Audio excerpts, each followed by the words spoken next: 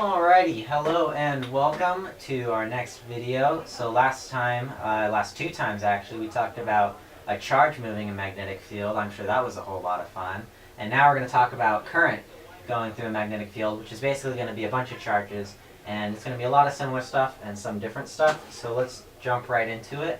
For those of you following along at home, we're going to be on page 651, tackling problems number 26 and 27 in chapter 19, which is our magnetism chapter.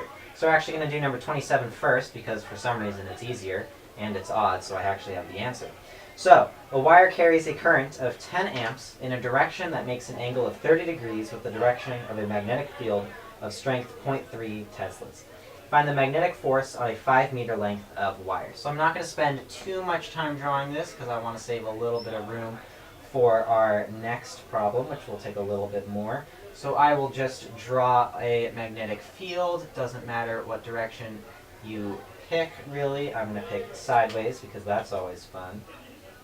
And then we have our wire in an angle that makes in a direction that makes a 30-degree angle. So there is our 30 degrees. Cool. So we will look to find the magnetic force. We will look to our formula here, which tells us that the force experienced on a current carrying wire in a magnetic field is equal to the strength of the magnetic field times the current, which are both vectors. You'll recognize the cross product in here again for those of you having the vector flashbacks, times the length of the wire as well. So we're just going to take all those things and multiply them together, times the sine of the angle between them, and so the angle between them is 30 degrees. You can also think about that as wanting to get the vertical component of the wire. So if this is the wire and there's 30 degrees, similar triangles tells us that these are the same angle, then you can think of this as like the vertical y component of the wire. And that's why we want that component. We want the component that's perpendicular to the magnetic field, which is going to the right. So that's why we take the sine of that angle.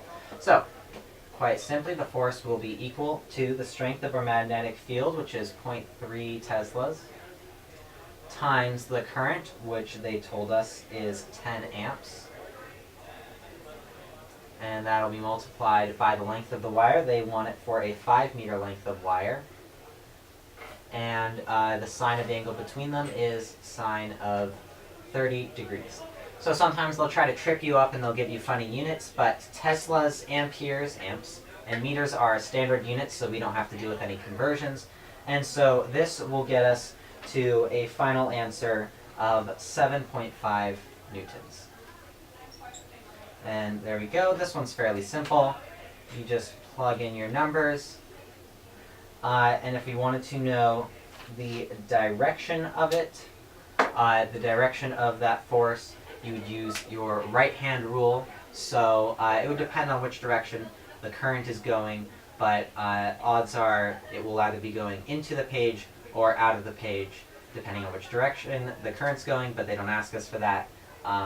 So we just stick with 7.5 as our final answer. So now moving on to 26. And by moving on, of course, I mean moving backwards. So we have a wire that has a mass per unit length of 0.5 grams per centimeters. So our mass per length is equal to 0.5 grams per centimeters. There we go. And it carries a 2 amp current horizontally to the south. So our current is equal to 2 amps. And it's going to go horizontally into the south. We'll deal with the direction stuff at the very end. So what are the direction and magnitude of the minimum magnetic field needed to lift this wire vertically upward? So essentially, we're going to tackle the magnitude of this problem first. And so what's going to happen is, as there's a current in the wire, which is a constant 2 amps right here, that will interact with a magnetic field. And we have to figure out what's the minimum strength of that magnetic field such that it can actually lift the wire up. So essentially, the thing that would stop the wire from lifting up would be the weight of the wire itself. So we're going to, at some point, set the weight of the wire, the force going down on the wire from gravity, equal to the force of the magnetic field, the magnetic force going up. And by setting those two equal, we can figure out the minimum strength of the magnetic field that is required. So the first thing we want to do is take this and give it some nicer units that we can actually deal with. So let's do that in our pink marker here. So 0.5 grams per centimeters, we want to get it into kilograms per meters. So in order to do that, we need to multiply 0.5 grams per centimeters, 0.5 grams per centimeters. We're going to multiply that by 100 centimeters per meter, because there are 100 centimeters in a meter. And we're going to multiply it by 1 kilogram per 1,000 grams. And this is just the unit conversion strategy where you basically keep multiplying it by 1, because 100 centimeters per meter is 1, so that's why I'm allowed to multiply it. So now we get to cancel out these units that we don't like. So centimeters cancels out with centimeters, grams cancels out with grams, and so what we are left with is we are going to get 0.05 kilograms, 0.05 kilograms per meter. Awesome. So if we have 0.05 kilograms per meter, we're going to use our equation for weight that tells us that the force of gravity, so we want to figure out how much this object is actually going to weigh, how much the wire will weigh. So the force of gravity is equal to an object's mass times the acceleration of gravity. But we have it in per meter, and we're actually going to keep it in per meter because it actually never tells us how long the wire is. So the force of gravity per unit of length is equal to the mass times the acceleration of gravity per unit length. So the mass per unit length is 0.05 kilograms per meter. This is mass, kilograms per unit length, meter, times the acceleration of gravity is 9.8 meters per second squared. And that will give us 0.49 newtons per meter. And I know we're in units of newtons per meter because we are in force per unit length, so we don't want to have standard units on that. This question is a little heavier on the units than normal, so we are at 0.49 newtons per meter. So if we have a wire, I will actually draw out our wire over here. So we have a wire here, and it's being pulled down by gravity at 0.49 newtons per meter. We need, in order to be able to lift this up, the minimum required in order to lift this up, let me write a force of gravity. This is our free body diagram, by the way, for those of you looking for a technical term.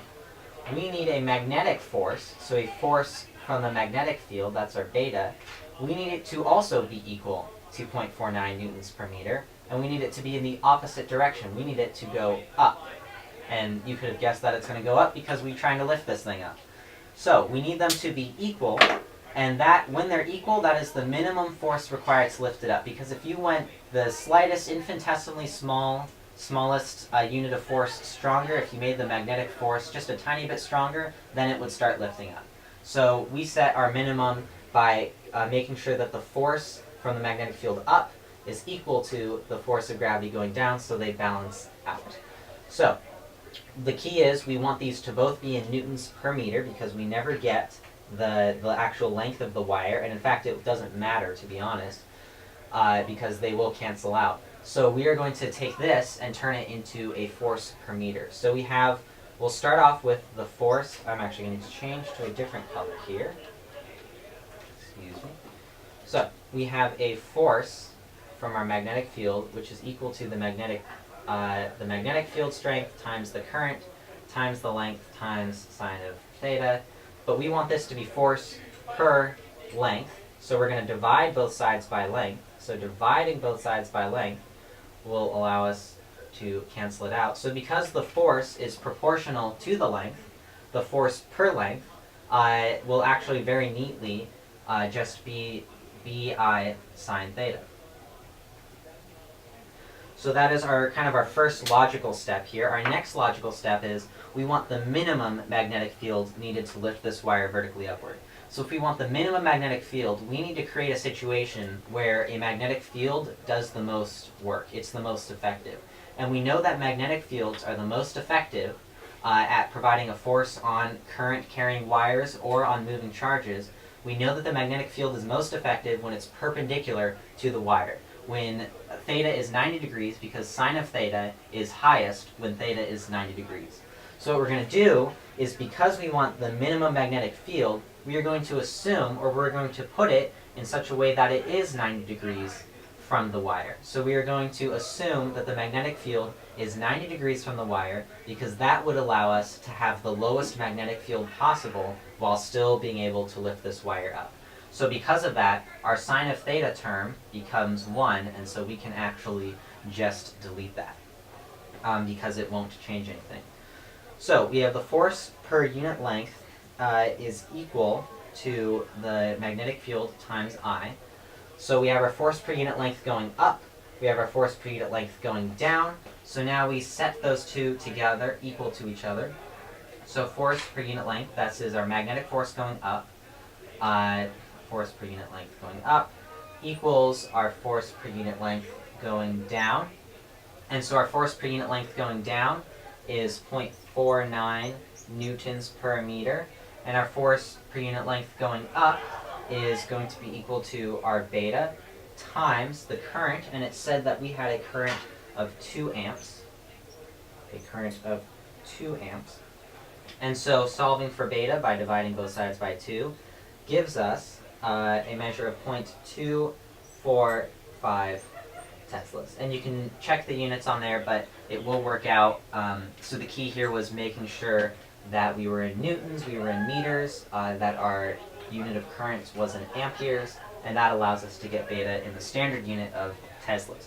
So that is the magnitude of the magnetic field. That's the lowest possible magnetic field that could possibly lift this wire in the perfect circumstance where the wire and the magnetic field are perfectly perpendicular to each other.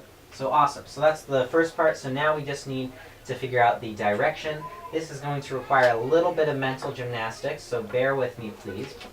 So we have the wire, the current is going horizontally to... Alright, so we got a little bit cut off there, so this is just going to be a really quick video that will finally solve the direction of the magnetic field that is required. Again, we're on Chapter 19, page 651, problem number 27. Excuse me. So the wire is pointing south, and we're going to define up as going into me.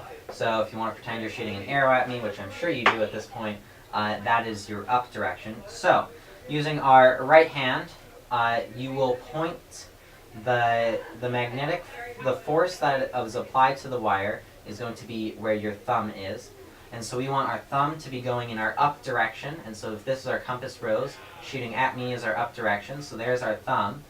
And then we know that the current, or in other words, where the electron or the current is moving, is going along your pointer finger. So we're going to, and then what we're going to do so this is kind of working backwards. So then we take our fingers and we put them at perpendicular to all of those. And so this needs to be facing south. And so hopefully I don't break my hand here, but now that we have our current going south, the magnetic force, that's the force, not the field, the force is going up, which is this direction, and this tells us that our magnetic field needs to be going eastward.